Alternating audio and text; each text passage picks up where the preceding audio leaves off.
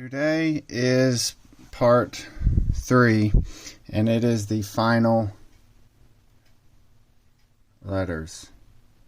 And notice the first one's 40-degree angle, then second one's 45. Now these start off at 15 and come down to a 40. Lots of twisting and like that. So,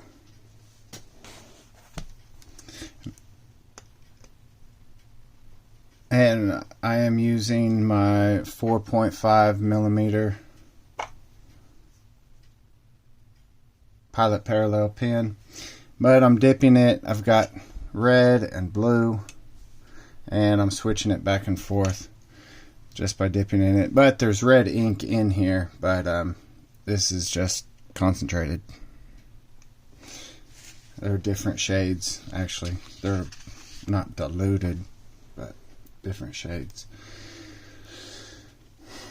Now, with the ascenders, remember, well, your basic letter, 5 heights, 5 nib widths height, and then the ascender is 2 nib widths height, same with descender. Now, you can also do 5.5 or 6, or it's up to you what you want it to become, but just because this paper has at 5, I'm going to do them at 5, and 5 is a very average height for Gothic lettering. We'll start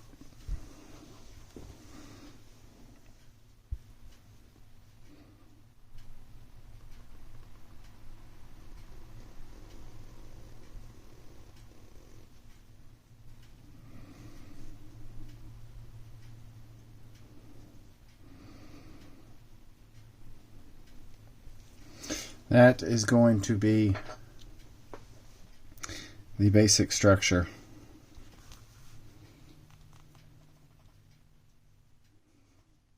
And if it was completely flat, this would be 0. This is 15 degrees slant. This is 0.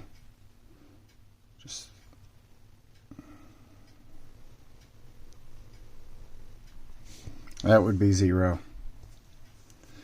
So just slightly angled.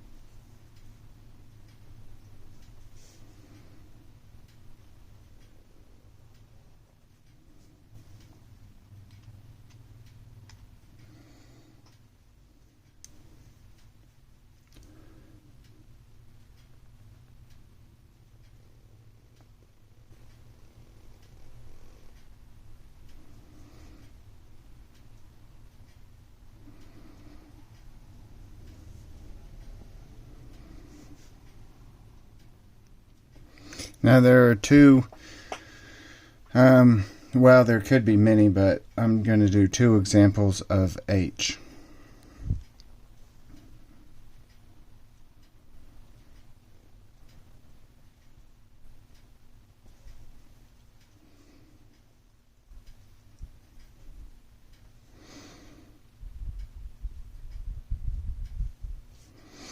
Oh. And that's personal preference, what I'm adding now. Now this one I did not reach the correct height. But you can touch it up. Come in with your pen and touch it up.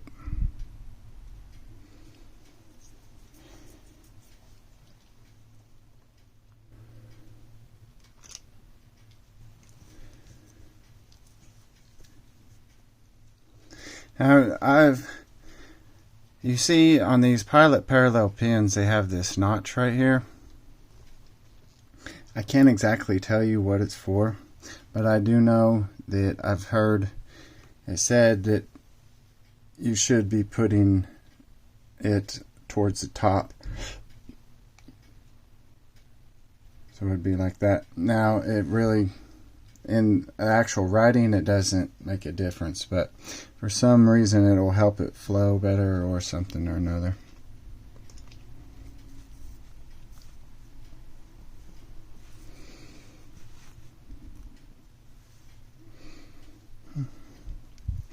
Now, okay.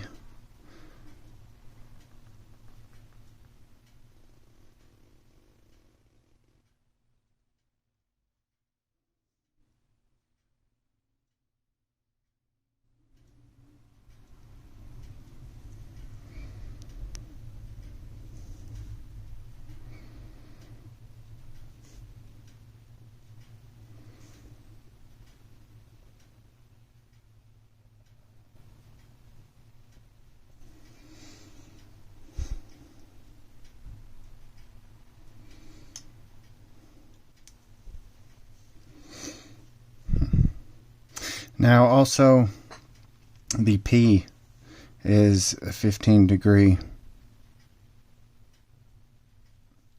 slant, but of course it's way down here.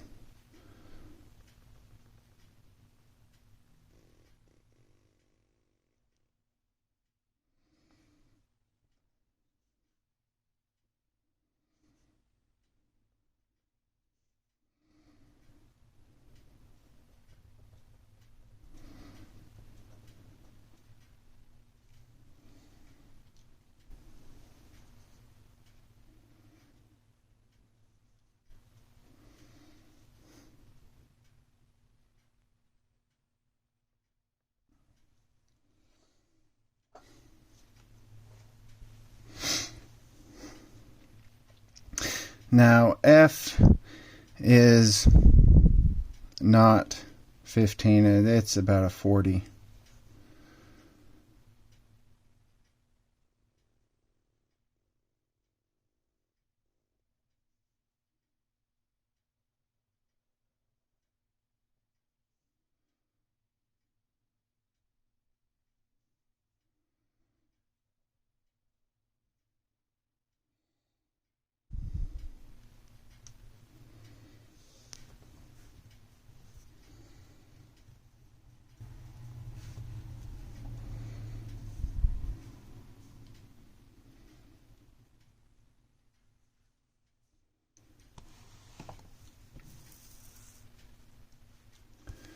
See, now for T.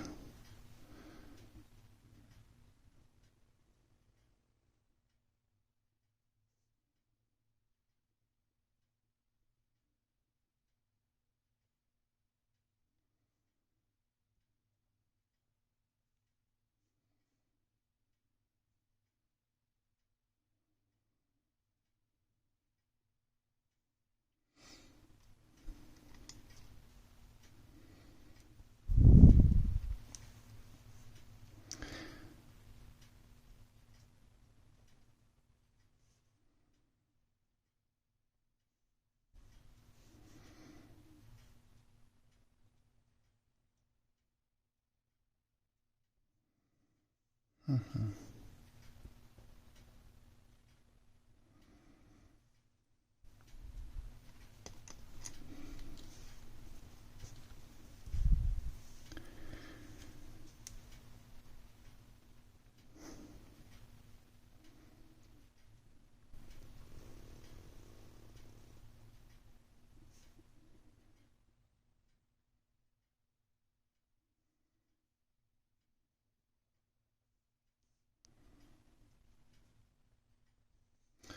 That is one L.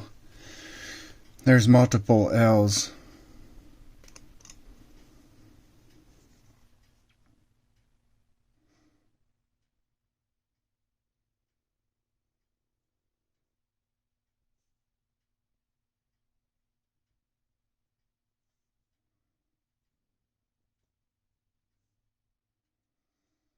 And when it comes to these, of course it's all personal preference, but you can decorate, elaborate as much or as little as you prefer.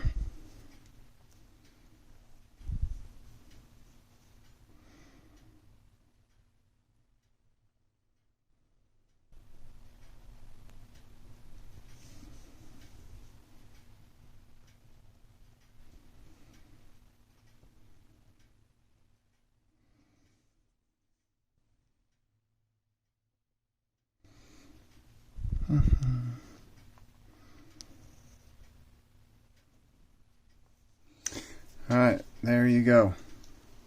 That is every letter in 3 separate groups, because each one is based differently.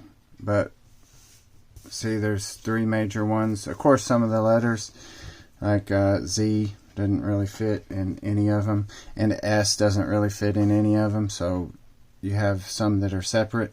But for the most part, using these lines right there and that, you can do entire alphabet. So it's really not nearly as complicated as you may think. You just have to remember these several patterns, and then it's just repeated over and over and over. Thank you so much for joining me, and I will be doing some more, I think, capitals next. Now, of course, these are minuscule, so capitals are majuscules. Thank you for joining me, and I will see you next time.